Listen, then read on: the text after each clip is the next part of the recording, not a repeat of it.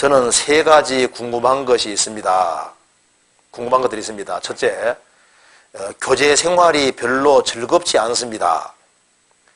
간증을 들을 때는 공감이 되다가도 그때뿐입니다.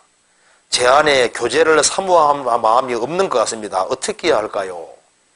이것이 원인이 여러 가지가 있는데요. 제일 먼저 교제 생활이 별로 즐겁지 않습니다. 간증을 들을 때는 공감되다가도 그때뿐입니다. 그런데요, 구원을 확실히 받아서도 이런 경우가 있을 수 있거든요. 왜냐하면 대체로 홀로 있기 좋아하는 사람 있잖아요. 그죠? 구원 받기 전에도 좀 사교적이지 않은 사람이 있을 수 있거든요. 그러면 교제 가운데 참여하라고 하나님 말씀하시면 참여는 하고 있는데, 남들처럼 그렇게 썩 좋으면 좋은데, 이게 성격적으로 약간 이렇게 모이는 것 자체를 크게 달가워하지 않는 그런 사람이 좀 있을 수는 있어요. 있을 수 있는데, 그런데 좀 시간이 지나가면은, 다시 교제가 하는 것이 좋고 이렇게 바꿔지는데요. 구원을 받아서도 자기 어떤 구습이라든가 이런 것이 다 벗어진 건 아닙니다. 그렇잖아요. 저는 구원받았을 때, 구원받은 건 엄청 좋더라고요. 근데 저는 왜 교제에 들어가는 것을, 교제에 앉아서도, 교제에 앉아있으면 좀 불안했거든요. 왜냐면 간증시킬까봐. 근데 가만 앉아있으라면 앉아있겠는데, 뭘 시킬까봐 겁나는 거예요. 그래서 간증시킬까봐 마음이 조마조마한 겁니다. 왜? 혹시 내한테 간증을 어떡하나, 불안한 거예요. 그러니까 사람마다 교제하는 것은, 저는 구원받으니까 말씀 듣는 건 참 좋은데, 교제할 때 이렇게 둘러앉아가지고 교제할 때, 보니까 가만히 들어보면 별 얘기 안 나오잖아요. 그 얘기 같이 들리는데, 이런 얘기 들으려고 앉아있나. 이제 그 생각도 이렇게 한 적도 있습니다. 나중에 보니까 그게 아니었습니다. 제가 마음을 확 바꾸게 된 것이 뭐냐면요. 주님이 구원받은 무리 가운데 같이 참여해 주신다. 그걸 나중에 알게 된 거예요. 그래서 교제에 참석하고 돌아가고 참석하고 돌아가는 사이에 주님이 많은 은혜를 내려주시는 것이 맞다는 걸 나중에 알게 됐습니다. 구원받고 처음에는 하나님 말씀 듣는 것이 그냥 좋았는데, 형제자매들 앉아가지고 도란도란 얘기를 하는 거 들어보면 지루한 얘기도 나오고 별로 중요하지 않은 얘기 같기도 하고, 보면 별로 중요한 얘기도 아닌 것 같은데 그 얘기를 하느라고 심각하게 얘기를 하고 있으니까, 영이 내가 이렇게 해서 시간 낭비할 필요가 있나 싶으니까 이 마음 자체가 이렇게 썩 이렇게 처음에 앉아긴 앉아 있어도, 이 시간이 꼭 이렇게 있어야 되겠나 이런 생각도 많이 했었거든요. 그런데 나중에 좀 시간 지나가면서 성경 보다 보니까 아니더라고요. 두세 사람이 내 이름으로 모인 곳에는 나도 그들 중에 있느니라. 그리고 구원받은 무리 가운데 주님이 두루두루 행하시고 계시는구나. 그래서 나중에 딱 분석을 해보고 따져보니까 맞구나. 동창생 모임을 가고 교회 모임을 가고 학교 수업을 아무리 참여해도 바뀌지 않는데, 구원받은 무리 가운데 적극적으로 자리를 차지하고 돌아가고 차지하고 돌아가는 사이에 사람이 바꿔진다 그 말입니다. 그래서 주님이 계신 것이 맞구나. 분석해 보니까 이게 맞더라니까요. 그래서 저는 구원받고 난 다음에 교제에 거의 안 빠진 적이 없습니다. 주님 명령하셨으니까.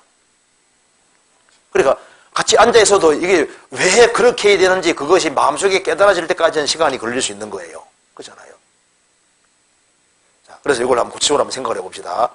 근데 교제 생활이 별로 즐겁지 않습니다. 그런데 하나님 말씀 듣는 것도 즐겁지 않으면 그건 진짜 문제 있는 거예요. 무슨 얘기 되시죠?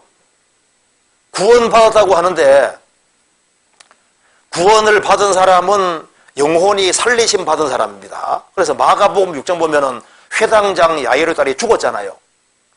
예수님이 살리시고 난 이후에 뭐라 했습니까? 먹을 것을 주라 하셨거든요. 음식은 산 사람에게 필요한 거예요. 그처럼 구원을 확실히 받은 사람은 산자이기 때문에 산자는 틀림없이 하나님 말씀을 사모하도록 되어 있는 거예요. 그러잖아요. 사람이 살아났는데 아무것도 안 먹거든요. 이 사람이 살았는데 하루 종일 아무것도 안 먹고 이틀도 안 먹고 안 먹어요. 안 먹어도 멀쩡해. 그럼 죽은 거잖아요. 그렇지 않습니까? 구원을 받은 사람은 누구든지 하나님 말씀을 배우면은 하나님 말씀 속에서 기쁨과 즐거움을 느끼도록 되어 있는 겁니다. 그렇잖아요. 그런데 하나님 말씀을 듣는 것이 즐겁지 않으면은 그 문제가 있는 겁니다. 구원을 안 받았든지 무슨 문제가 분명히 있는 거예요. 교제하고 안 하고는 좀 성격적인 차이가 있을 수 있는데, 근데 하나님 말씀 듣는 것은 다른 겁니다. 이 세상 사람들은 생을 살아가면서 누구든지 무슨 즐거움인가를 투구하고 살아가고 있는 거예요. 성경에 행악하기를 즐기며 그 말씀대로 뭔가를 즐기고 살아가고 있거든요. 도적질 한 볼이 달고 몰래 먹는 떡이 맛이 있다 그 말대로 사람들은 뭔가 하나님 말씀을 어기고 뭔가 즐거움을 추구하고 있는 거예요. 그런데 세상 사람들이 추구하는 즐거움과 그리스도인의 즐거움을 다릅니다. 자, 근데 구원을 받고 나면은 이게 즐겁지 않습니다 했는데 교제 생활은 별로 즐겁지 않습니다. 별로. 조금은 즐거운 것 같은데 별로 즐겁지 않은 것 같습니다. 그런데 구원받으면은 구원받은 것이 즐겁잖아요. 그죠? 야, 구원받은 거 얼마나 좋아요. 저는 사실 구원받은 거 하나만 저는 충분하다고 생각이 듭니다. 내가 구원받은 것이 확실하기 때문에 구원받은 거 하나로서 나는 충분한 보상이 됐다고 생각합니다. 세상에 구원보다 큰 것이 없잖아요. 내가 아무리 가난하게 살아도 구원을 받았으면 그거 하나로 보상이 넉넉히 된 거예요. 그런데 구원받고 나면은요, 세상 사람들이 알지 못하는 즐거움이 있는 겁니다. 자, 성경 찾아봅시다. 로마서 5장. 자, 새로운 즐거움이 생겼습니다. 자, 무슨 즐거움이 있는지 봅시다. 로마서 5장.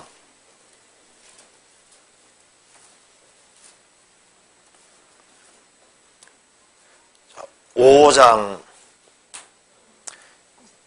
2절입니다. 또한 그로 말미암아 우리가 믿음으로 서 있는 은혜에 들어감을 얻었으며 하나님의 영광을 바라고 즐거워하느니라. 우리는 어떤 즐거움이냐 하면은 믿음으로 의롭다 하심을 얻었다.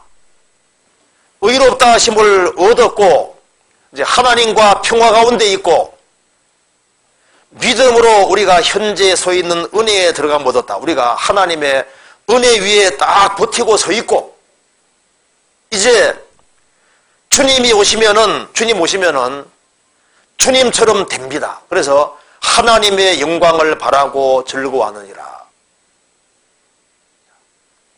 자, 구원을 받은 사람은 구원받은 즐거움이 있고 그리고 나중에 주님 오시는 그날 주님처럼 된다는 즐거움이 있잖아요. 주님처럼 되고 천국에 들어가서 하나님의 얼굴을 배웠고 영원한 기쁨과 즐거움 속에 산다는 그런 확실한 즐거움이 있는 거예요.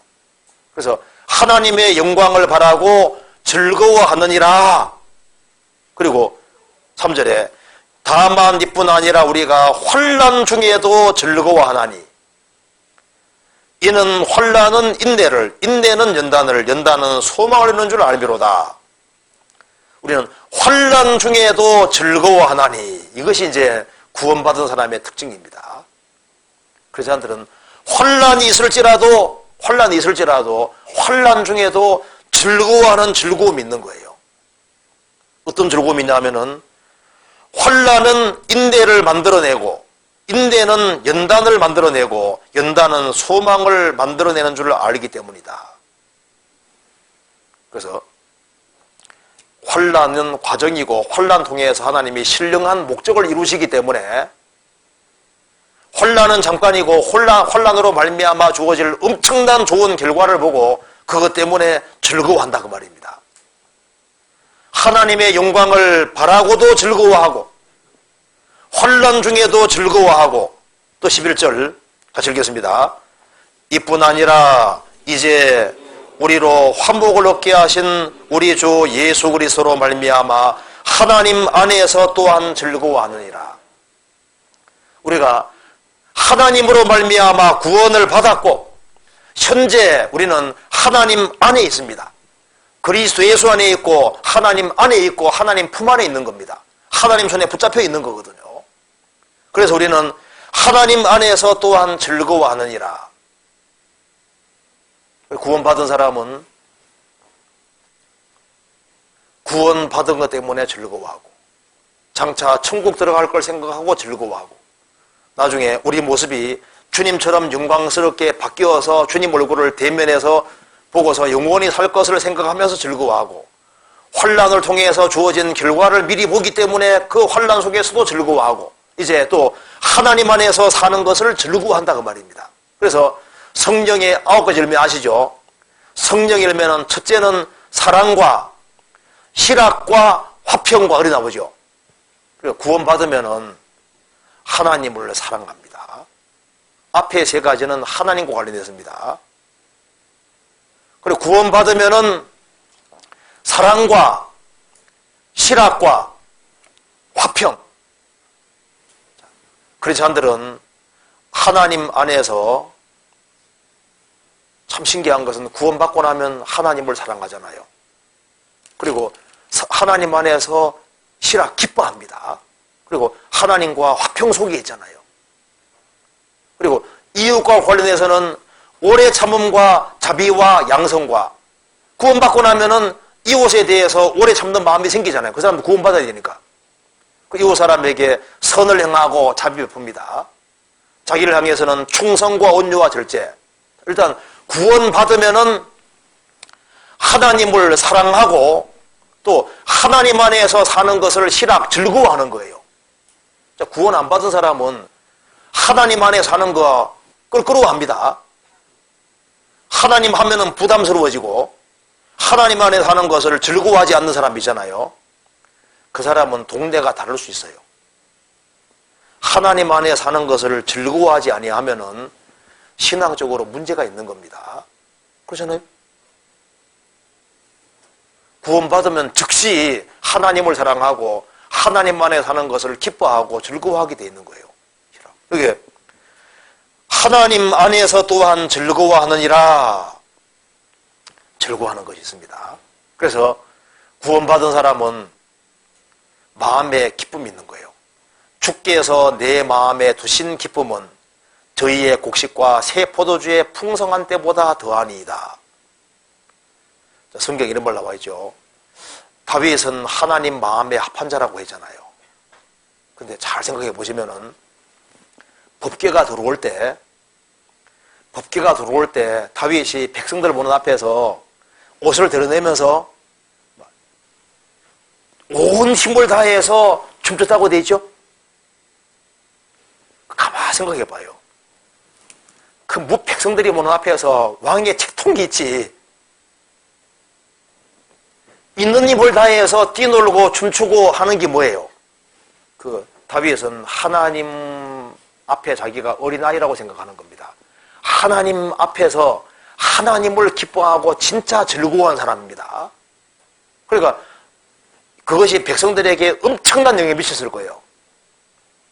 자, 법궤가 들어올 때 하나님 임재가 상징되는 법궤가 들어올 때 예루살렘 성에 들어올 때 다윗 성에 들어올 때 다윗이 막 백성 앞에서 너무너무 가장 기뻐했죠. 그게 뭘 가리킵니까?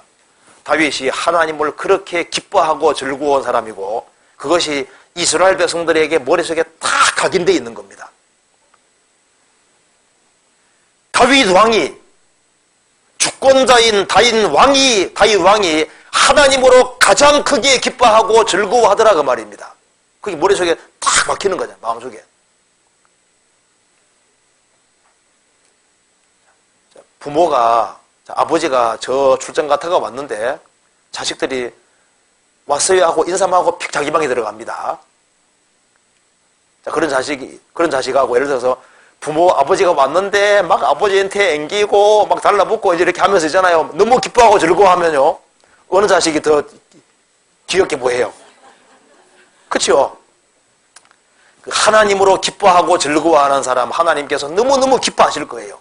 그러니까 하나님으로 만족하고 하나님으로 기뻐하고 즐거워하는, 그것이 있으니까 하나님께서 다윗은 하나님을 가장 기뻐하고 즐거워했으니까 하나님께서 그 사람에게 정말 온갖 것을 주신 거예요. 그렇잖아요. 다윗은 하나님을 진짜 기뻐하고 즐거워한 사람입니다.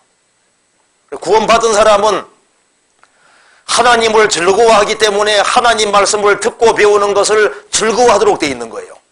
그런데 이제 성격적으로 좀 지루한 걸 못 참는 사람도 있고, 또 이제 교제가 또 즐겁지 않은 경우가 있을 수 있는데, 이제 이게 좀 몸이 좀 안 좋은 사람 있잖아요. 허리가 별로 안 좋고 이렇게 앉아있는 게 힘든 사람, 그런 사람은 이제 교제할 때는 또 고문일 수도 있거든요. 앉아있는 게 힘드니까. 설마 그러려고 안 아파서 모르는데 아파 보세요. 아파 보시면요, 앉아있는 게 얼마나 힘들다고. 그러잖아요. 그래서 이제 구원받은 사람은 즐거워하는 마음이 있는데, 그러면 그 즐거움이 언제 깨지느냐? 이게 죄를 지으면 탁 즐거움이 깨지는 거예요. 시편 51편 보시겠습니다.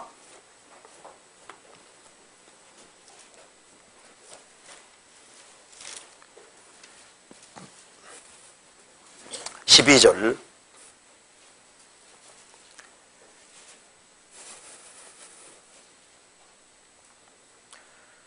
주의 구원의 즐거움을 내게 회복시키시고 자원하는 심령을 주사 나를 붙드소서. 그러하면 내가 범죄자에게 주의 도를 가르치리니 죄인들이 죽게 돌아오리이다. 다윗이 살인죄와 간음죄를 지음으로써 구원의 즐거움이 깨져버립니다. 구원이 없어진 것이 아니라 구원의 즐거움이 깨져버린 거예요. 그래서 주의 구원의 즐거움을 내게 회복시키시고, 구원의 즐거움이 회복되면은 자원하는 심령이 생기거든요. 그러하면 내가 범죄자에게 주의 도를 가르치리니 죄인들이 죽게 돌아오리이다. 그래서 형식 가지고는 전도가 안 됩니다. 전도하는 사람은 자기 속에 구원의 즐거움이 회복돼야 되는 거예요. 그래서 기쁨과 즐거움을 가지고 전도해야만, 즉 내가 더 좋은 걸 가지고 있는 거 다른 사람 봐야만 다른 사람 마음이 움직입니다. 그렇잖아요.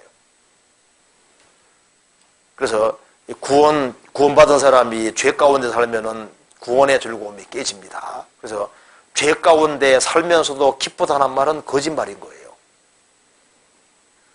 죄를 지었을지라도, 정말 구원을 받았기 때문에 감사하는 마음이 있을지라도 즐겁지는 않습니다. 죄 가운데 살아가면서 영혼이 기쁘다는 말은 거짓말인 거예요. 그렇잖아요. 그리고 이제 교제 가운데 있는 것이 별로 즐겁지 않다. 그런데 이것의 주된 원인은 성격적인 것도 물론 있을 수 있지만 그거보다는요, 원인이 여기 있을 겁니다. 요한일서 2장 봅시다.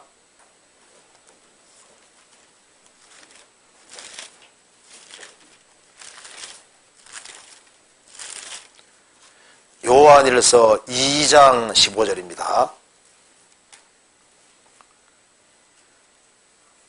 15절. 이 세상이나 세상에 있는 것들을 사랑치 말라. 누구든지 세상을 사랑하면 아버지 사랑이 그 속에 있지 아니하니, 이는 세상에 있는 모든 것이 육신의 정욕과 안목의 정욕과 이생의 자랑이니 다 아버지께로 쫓아온 것이 아니요 세상으로 쫓아온 것이니라. 이 세상이나 세상에 있는 것들을 사랑치 말라.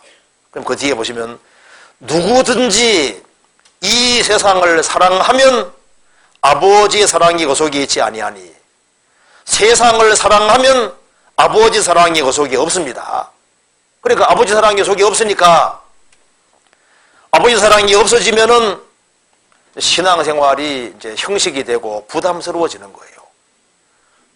아버지 사랑이 없어지면은 또 주일이네, 또 교회 가야 되네, 또 수요일이 왔네. 또 초모임이네. 또 질의응답 시간이네. 이게 왜 이렇게 모임이 많아? 또 오늘은 또 설교가 왜 그렇게 길어?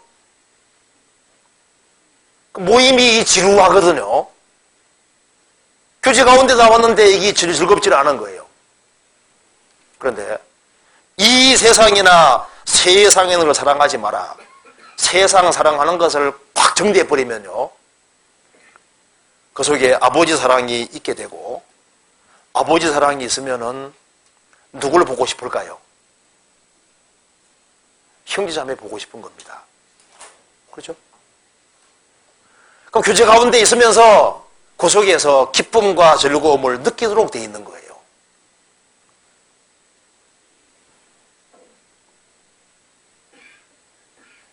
네, 그 틀림없이 맞습니다. 그리고 그래서 이 교제 안에서 이 별로 즐겁지 않다는 사람들은 성경 이 구절을 잘 생각해 봐야 됩니다. 히브리서 12장 보세요. 히브리서 12장 1절.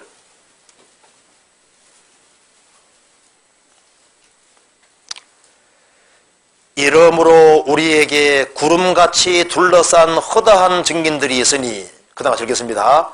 모든 무거운 것과 을미기 쉬운 죄를 벗어버리고 인내로서 우리 앞에 당한 경주를 경주하며.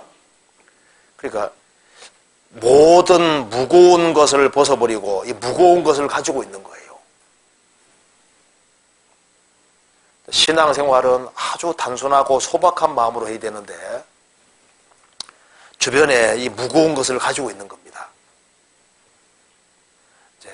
이 교제 모임보다, 크리스찬들이 모임하는 모임보다 더 즐거운 세상적인 어떤 무슨 모임을 가지고 있든지, 세상에 자주 들락날락 할 수 있는 뭔가 무거운 것들이 많이 있어요. 그러니까 정리하면 되는데 정리를 할 수 있는데도 정리 안 하고 세상적인 뭔가를 이렇게 무거운 것들을 많이 가질 수 있어요.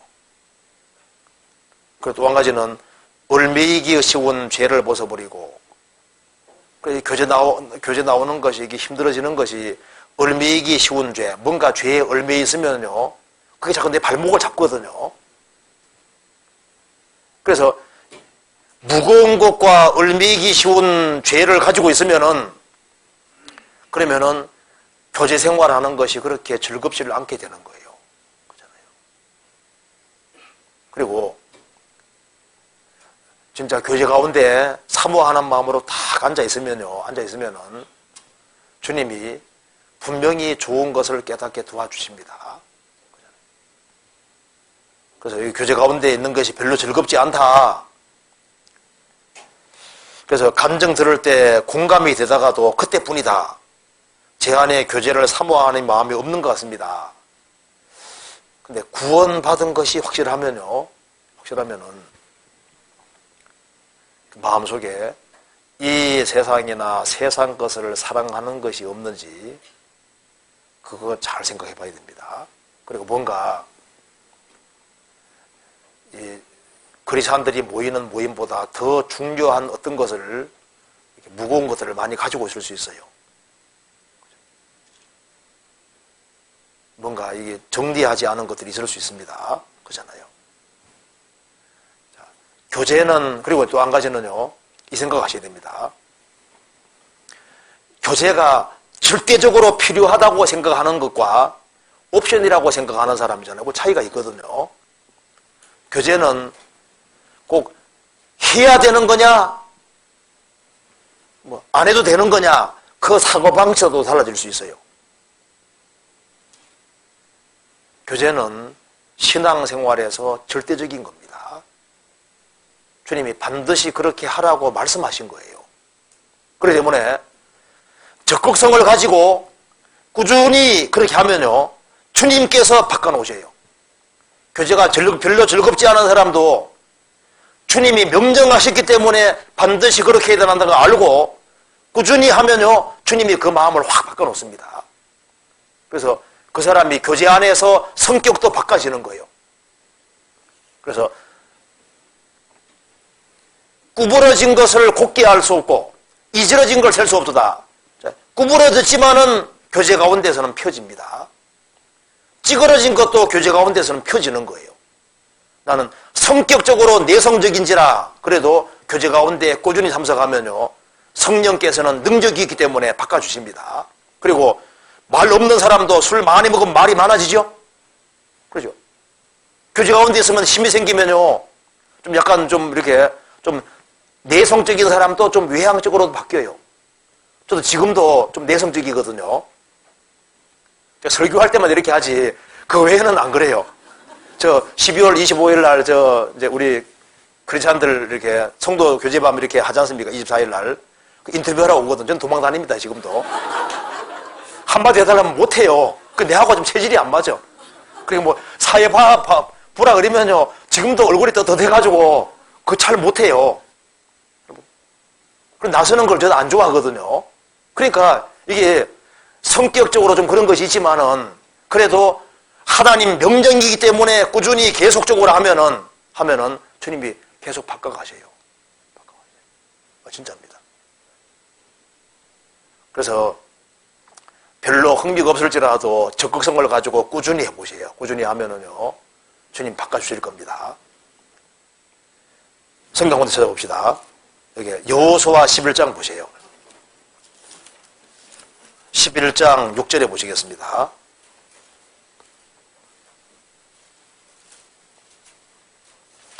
(11장 6절)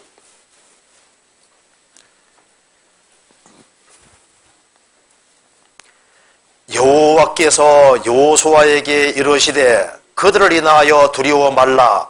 내일 이맘때에 내가 그들을 이스라엘 앞에 붙여 몰살시키리니 너는 그들의 말 뒷발에 힘줄을 끊고 불로 그 병거를 살아라.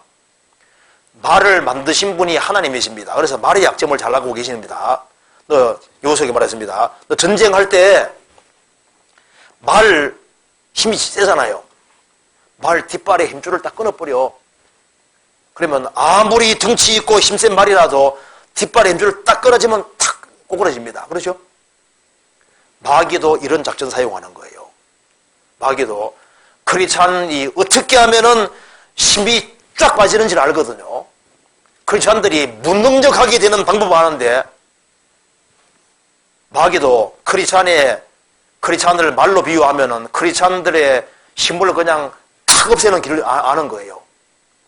그게 뭔지 아세요? 그게 교제라는 겁니다. 크리스찬들의 교제. 크리스찬들이 모이는 모임. 그래서 이 크리스찬이 하나님 말씀만 가까이 안 하게 할 수 있다면 마귀는 압니다. 하나님 말씀만 멀리하게 하고 크리스찬들이 모이는 교제 모임 이것만 끊으면은 크리스찬들은 말이 콱 꼬그라지는 것처럼요, 무능력하게 된다는 걸 마귀가 알고 있는 거예요. 그렇지 않습니까? 마귀가 지금도 작전하고 있습니다. 그렇기 때문에 크리스찬들은 밥을 먹어야 되는 것처럼 교제는 필수적이다 이렇게 머릿속에다가 딱 집어넣는 것이 그 잘하는 겁니다. 그래서 왜 내가 모임에 연결되어야 되느냐? 주님께서 그렇게 명령 가졌어요. 주님의 재림이 다가오는 걸 보면 볼수록 모이기 더욱 힘들어 그랬잖아요. 그렇죠? 그러면은 그 나머지 모든 것들은 주님께서 또 역사해 주셔서 바꿔 가십니다.